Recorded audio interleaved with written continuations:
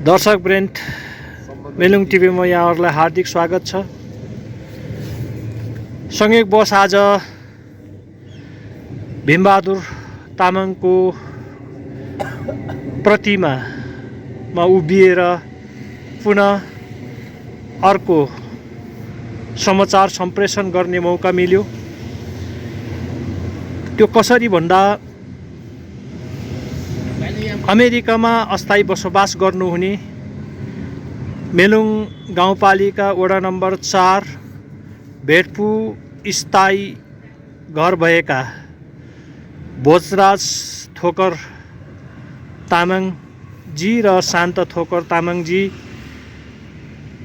लामो समय अमेरिका बसाइ पश्चात नेपालमा आफ्नो जन्मभूमिमा आफ्नो जन्मथलोमा समय निकालेर त्यो व्यस्तताको बावजुद पनि समय निकालेर नेपाल आउने बखत भीमबहादुर तामाङ जो प्रजातान्त्रिक नेपालको व्यवस्था परिवर्तनको संवाहक हुनुहुन्छ। उहाँ एक राजनीतिक विभूति राजनीतिज्ञ व्यक्तित्व हुनुहुन्छ। उहाँ पनि दोलखा जिल्ला झुले भन्ने ठाउँमा उहाँको जन्मस्थान भएका कारणले र दोलखा लगायत नेपाल र नेपाल बाहिर विश्वमा एक प्रजातान्त्रिक योद्धामा को रूपमा ख्यातिप्राप्त भीमबहादुर तामाङ जो कहिले चिनेकै नाम हो। त्यसैले त्यो सँगसँगै उहाँ भीमबहादुर तामाङसँग लामो समय सँगसँगै राजनीतिक यात्रा सहयोगी साथ सहयोग पुर्याएर सँगसँगै योगदान पुर्याउनु हुने व्यक्तिमध्येमा भोजराज थोकर तामाङ हुनुहुँदो रहेछ। त्यसैले आज भीमबहादुर तामाङको यो प्रतिमा अगाडि उभिएर उहाँले भीमबहादुरलाई सम्झिँदै हुनुहुन्छ। त्यसैले उहाँ भोजराज थोकर र शान्त थोकरले भीमबहादुर तामाङसँग बिताएका पलहरूको विषयमा कुराकानी गर्दैछौँ। भोजराज सर नमस्कार। नमस्कार। तपाईँ लामो समयदेखि को बसाइबाट अमेरिकाको बसाइबाट नेपाल आउनुभयो। यस बखत आज भीमबहादुरको प्रतिमा अगाडि नै उभिएर तपाईँ भीमबहादुर दाइलाई सम्झिँदै हुनुहुन्छ। यो अर्थमा तपाईँ लामो समयदेखि भीमबहादुरसँगको साथ सङ्गतमा हुनुहुँदाखेरि भीमबहादुर दाइलाई तपाईँ कसरी चिन्नुहुन्छ र यहाँ आज तपाईँ किन उहाँको शालिग अगाडि यसरी उभिएर उहाँलाई सम्झिन चाहनुहुन्छ त? भीम दाइ वास्तवमा भीम दाइ एउटा विचार हो। उहाँ एउटा भीम दाइ जस्तो व्यक्तित्व अहिलेको राजनीतिमा खाँचो छ भन्छु म। भीमबहादुर तामाङ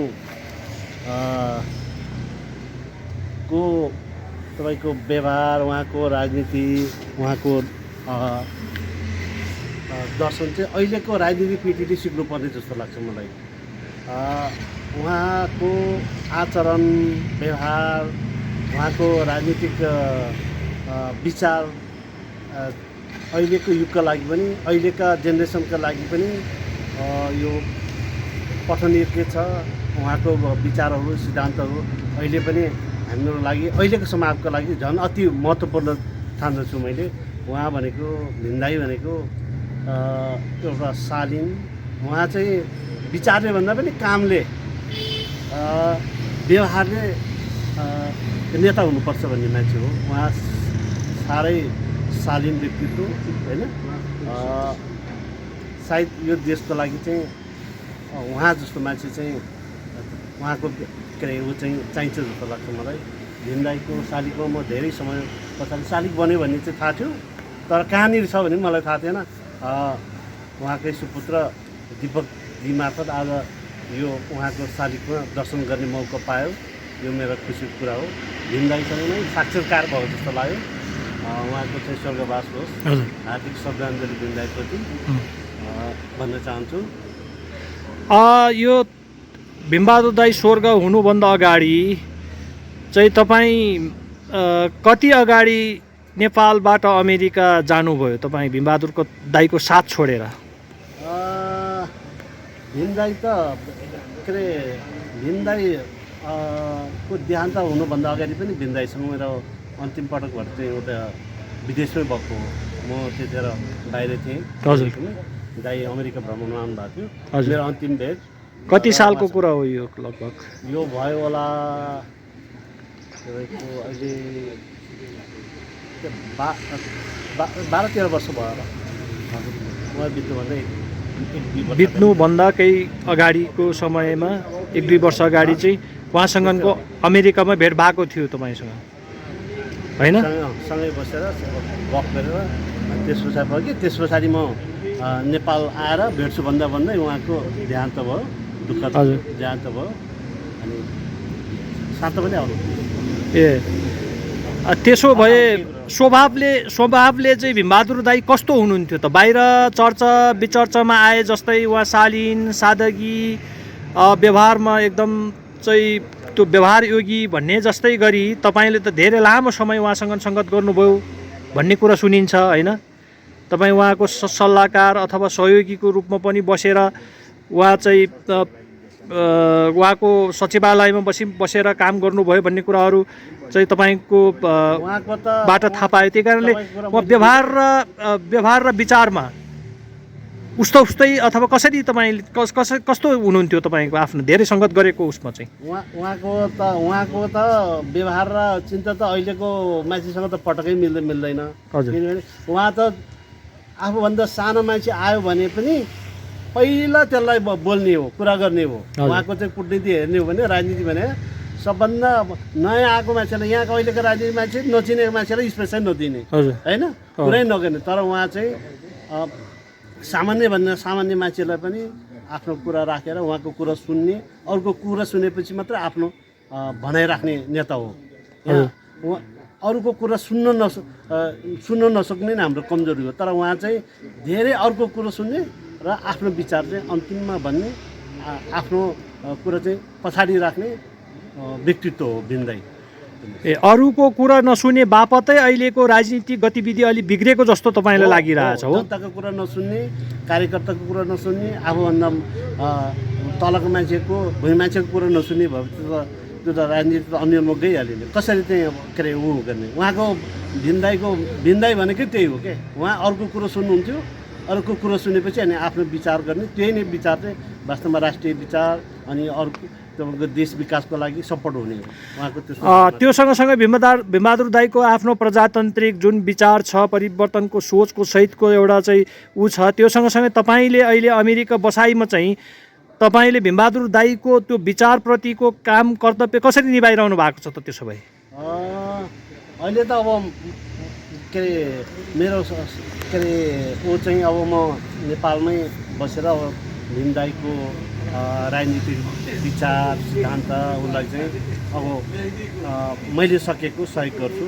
अब के अरे यो भीमबहादुर तामाङ फाउन्डेसन मार्फत अब हुने कार्यक्रमहरू गतिविधिहरूमा भीमदाईको राजनीतिक सिद्धान्त विचारलाई चाहिँ गाउँ गाउँमा लानको लागि मैले सकेको सहयोग गर्छु। अब यो चाहिँ उहाँको विचारहरू चाहिँ वास्तवमा विस्तार गर्नुपर्छ। अहिलेको पुस्तालाई सिकाउने भनेको भीमदाई जस्तो राजनीतिक व्यक्तित्वको उहाँको विचारहरूलाई फैलाउँदै लानुपर्ने देख्छु मैले। अब यसको लागि म सहयोग गर्छु। तपाईँले भीमबहादुर दाईको जुन यो कालान्तरसम्म भीमबहादुर दाईको जुन विचारहरू जीवित रहनको लागि तपाईँ सहयोग गर्ने अथवा उहाँको चाहिँ विचारहरूलाई पुनर्जीवित राख्नको लागि योगदान पुर्याउनु हुनेछ भन्ने कुरो तपाईँको भयो? मेरो सकेको सहयोग र मैले बुझेको भीमदाईको बारेमा जति सक्छु त्यो तल्लो स्तरसम्म अरू साथीहरूलाई सेयरिङ गर्ने र त्यो कुरामा चाहिँ म नेतृत्व दिन खोजिरहेको छु। अब त्यो कति सम्भव हुन्छ मेरो आफ्नो गच्छेर औकात अनुसार गर्छु। हस् धन्यवाद। तपाईँ अब चाहिँ नेपालको बसाइ पछाडि कहिले चाहिँ अमेरिका चाहिँ प्रस्थान हुन्छ के छ? नेपालमा बस्ने? म यहीँ नै बस्ने हो, नेपालमै बस्छु। हजुर। अहिले अमेरिका फर्किने होइन। अहिले तुरुन्तै अमेरिका फर्किने तपाईँको सोच छैन है? यति नेपालप्रति आफूले चाहिँ जे जति गर्नुपर्ने हो अब नेपालमा बसेर नेपाल माटोलाई योगदान गर्ने, आफ्नो राजनीतिक विचारहरू दिने भन्ने सोच तपाईँको पनि छ अब, होइन? हस्, यो तपाईँ जस्तो व्यक्तित्व नेपालको लागि आवश्यकता पनि छ, नेपालले खोजिरहेको छ भन्ने कुरा हामी नेपाली जनता र भीमबहादुर जस्ता विचार बोकेका नेपाली जनहरूले र तपाईँ लामो समय नेपाल चाहिँ भीमबहादुर दाइसँगको सङ्गत गरेको नाताले यो आवश्यकता छ। त्यसैले तपाईँको नेपालको बसाइ सुखद रहोस्। त्यससँगसँगै त्यही मेलुङ गाउँपालिका वार्ड नम्बर 4 को स्थायी बासिन्दा, हाल अमेरिका अस्थायी बसोबास गर्नुहुने र भीमबहादुर दाइसँगसँगै लामो समय बिताउनुहुने साथ सहयोगीको भूमिका निभाएर अथवा राजनीतिक कर्मी, प्रजातान्त्रिक विचारको सहयोगी भूमिका निभाएर बिताउनुहुने शान्त थोकरजी हुनुहुन्छ। आज एकैसाथ भोजराज थोकर र शान्त थोकर भीमबहादुर दाइको शालिगमा उभिएर भीमबहादुर दाइलाई स्मरण गर्दै हुनुहुन्छ। यो अवस्थामा चाहिँ तपाईँ भीमबहादुर दाइलाई कसरी, किन यसरी यहाँ शालिगमा अगाडि आएर तपाईँ नेपालको बसाइमा भीमबहादुर दाइ किन सम्झिनु भयो त तपाईँ? नमस्ते। स्पेसली अब भीमबहादुर दाइसँग लामो समय नेपालमा रहँदाखेरि बिफोर द डेमोक्रेसी आउनुभन्दा अगाडिदेखि अब मेरो रिलेसन हुँदैसँग हामीले जनआन्दोलन 2046 को जनआन्दोलनभन्दा अगाडि नै भीमबहादुर दाइसँग मेरो भेटघाट भयो। त्यतिखेर म चाहिँ क्याम्पसमा कलेजको लागि आएको थिएँ। त्योभन्दा अगाडिदेखि नै भीमबहादुर दाइसँग सम्बन्ध भएको र उहाँको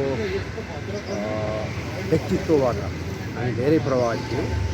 त्यस कारणले गर्दा हामीले पछि उहाँसँगको सम्बन्ध, उहाँकोसँग उठबस, हामी पारिवारिक सम्बन्ध रह्यो उहाँसँग, स्पेसली अब अभिभावकहरूको र उहाँको जुन खालको उहाँको इच्छा भयो, उहाँको सादगी जीवन, हामीले चाहिँ तपाईँको बिफोर द यो तपाईँको डेमोक्रेसी भन्दा अगाडि नै मैले उहाँलाई प्रत्यक्ष रूपमा देखेको जुन अहिले उहाँको कद, यो कालो ज्याकेटको र उहाँको त्यो हामी चाहिँ तामाङ भाषामा बाइताकी भन्छ माथिको, उहाँको त्यो जुन टोपी छ नि, उहाँको पहिलादेखिको पहिचान हो।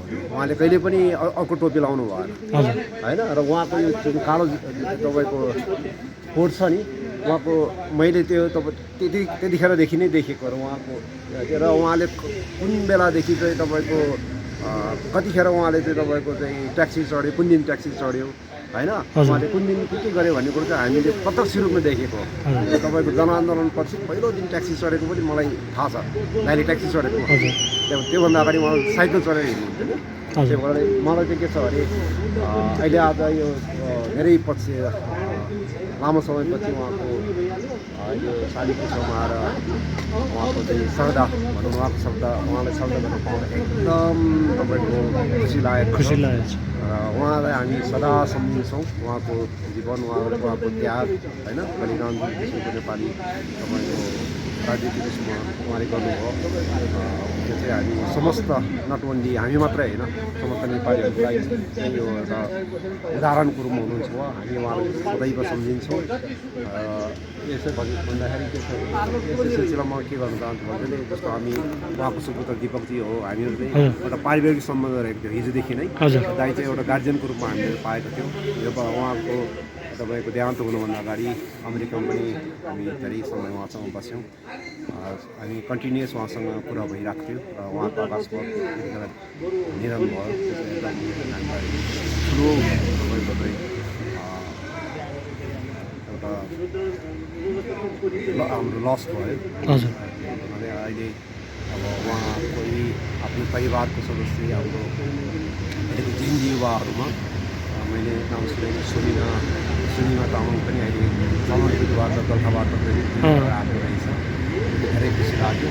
उहाँलाई पनि अब साथ सहयोग होइन उहाँलाई पनि भेट्ने म चाहिँ तपाईँको प्रयास गर्दैछु सायद उहाँको पारिवारिक उसबाट जुन सुमिनालाई अहिले समानुपातिबाट जुन उसबाट मर्नु भएको छ त्यसको लागि पनि धेरै उहाँलाई बधाई दिँदै र बिमार दाइको यो अहिलेको जुन यहाँ चाहिँ तपाईँको उहाँको स्ट्याचु राख्नुभएको छ यहाँको संरक्षण सम्वर्धन र हामीले केही साथसाथ गर्नुपर्ने रहेछ त्यसको लागि चाहिँ हामी पनि यस तपाईँ सहयोग गर्न चाहनुहुन्छ यो स्मृति प्रतिष्ठान अथवा यो चाहनुहुन्छ नि मेरो आफ्नो एउटा जिम्मेवारी पनि हो हजुर हजुर र म चाहन्छु हामीले सकेको सहयोग हामीले गर्दैछौँ कस्तो किसिमको चाहिँ साथ सहयोग पुर्याउन चाहनुहुन्छ भीमबहादुर दाईको रहन्जेलसम्म त तपाईँले साथ सहयोगी भएर काम गर्नुभयो अब भीमबहादुर दाई पश्चात पनि यो प्रतिष्ठानमा आएर के कस्ता किसिमको संरचनाहरूको चाहिँ सहयोग पुर्याउन चाहनुहुन्छ त तपाईँ यो अब हामीले सानो प्रयास गर्ने हो होइन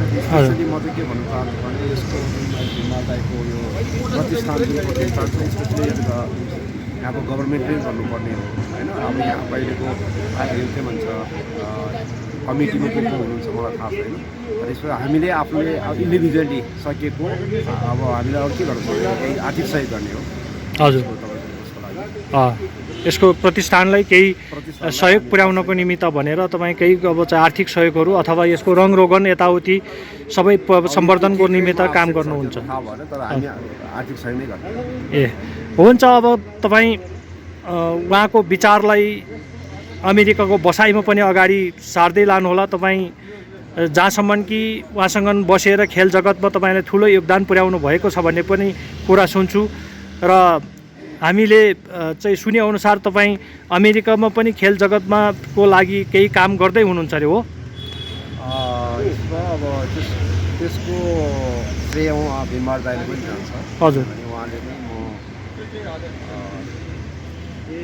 जब यहाँ स्पोर्ट्सको सहभागी थिएँ उहाँले पनि धेरै खालको सहयोग होइन आर्थिक तपाईँको धेरै खालको सहयोग उहाँबाट पनि भएको छ र म अहिले अमेरिका बस्छु म अमेरिका बसेको लगभग 19-20 वर्ष भयो हजुर अहिले म कराते सिकाउँछु